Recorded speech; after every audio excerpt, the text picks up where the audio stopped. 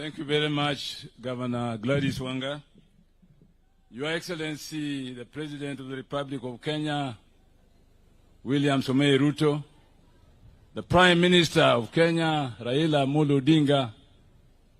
I don't think that you call Raila the former Prime Minister.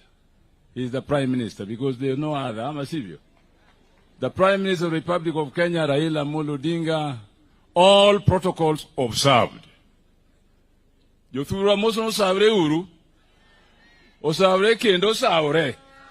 Hai Bwana Yesu asifiwe. Hallelujah. Asanteni sana. I will be very brief, Governor Wanga. But I have come here in two capacities. One, as a son of Phoebe CEO, the late, and two, as a governor of Kisumu County. All those Kisumu County who have come with me, can you stand up and wave, please, wherever you are? Those from Kisumu County, wherever you are, asanteni sana. Karibu. When I was growing up, Phoebe CEO was a common name in our family. Because Phoebe and my mother, Mrs. Dorka Owino Nyong'o, were very close in Maendeleo ya Wanawake movement. Phoebe up in Nairobi and my mother at the local level. In fact, Phoebe doesn't call me by my name. Ulungagani Wood Dorka, the son of Dorka, because Dorka was my mother. So they were very close. And when I came to Parliament, I met Phoebe. She always treated me as a child who has managed it to come where the elders are. It has been like that. In fact, yesterday, when we met Phoebe, at Kisumu Airport, Kisumu International Airport, I must apologize to Governor Wanga. When I saw her in the coffin, I broke down. And I had to leave, not to embarrass Governor Wanga.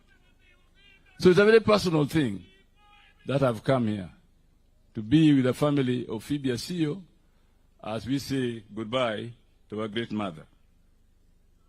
The mission in life of Mama Phoebe CEO was to fight for human rights, not just for women, but for Kenyans as a whole. If that were not the case, she would have not been the leader of Maendeleo ya Wanawake for so long and been a parliamentarian, and one of the parliamentarians who, if you look at the Hansard of the National Assembly, or LEGICO, as it used to be called, you'll find that Phoebe stood firmly for change, for human rights, for the protection of common people. If Phoebe lived today longer, Mheshimiwa Rais, Prime Minister Raila Amolo Odinga, there is something happening in Kenya which is extremely dangerous, which I'm sure Phoebe would have stood up against and campaigned to do something about it by government. This is called femicide. If you have been reading the papers or listening to radio, watching television, femicide is increasing in Kenya at geometric progression.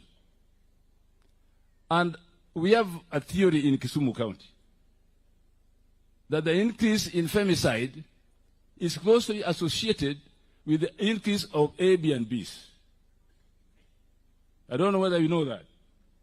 So, Bwana President, Prime Minister Raila Amolo Odinga, let us have a strict control of the opening of Airbnbs, and the use of Airbnbs should be strongly controlled and accounted for. Because otherwise, this femicide will continue under the guise of people going to Airbnbs.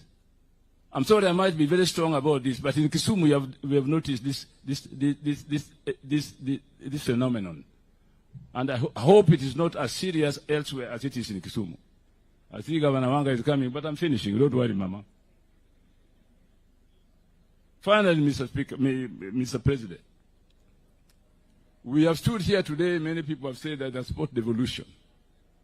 And many people have said that money will be given to counties. But there are also some services going on in counties which should be county responsibility.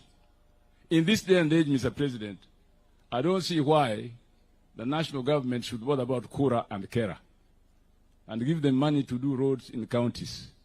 That's a job that can be done by county assemblies and county government and save the government a lot of money and a lot of money wasted in personnel who are not doing very good work anyway. So, Mr. President, that is my plea for today. As Phoebe is laid to rest, let Kura and Kera also be laid to rest. Bwana Yesu asifiwe. Now, democracy, Madam Wanga, is not an easy form of government to have. But it is the best from human experience. When you give democracy to people, or in a democratic society, people will express their views, which sometimes you don't agree with, but it's their democratic right to express it. But after expressing it, there must be a point where decisions are made.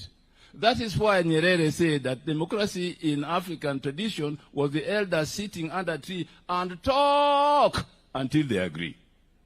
Today is the elders and everybody else sitting under a tree and talk until they agree. But we must agree.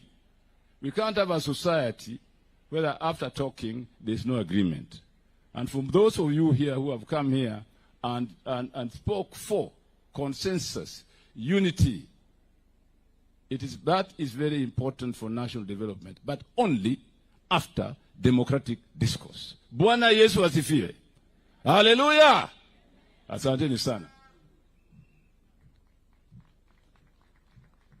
Thank you so much, Governor Professor Joturwa untie. Joturwa poduntie. Ane jomurwa ko President Dr. William Ruto turwa ka gibat. Ane jomurwa ko Baba Gwambo wenya lego gibat. Achaka ne jomurwa ko Minping Dr. Aida Odinga gibat. Ane jomurwa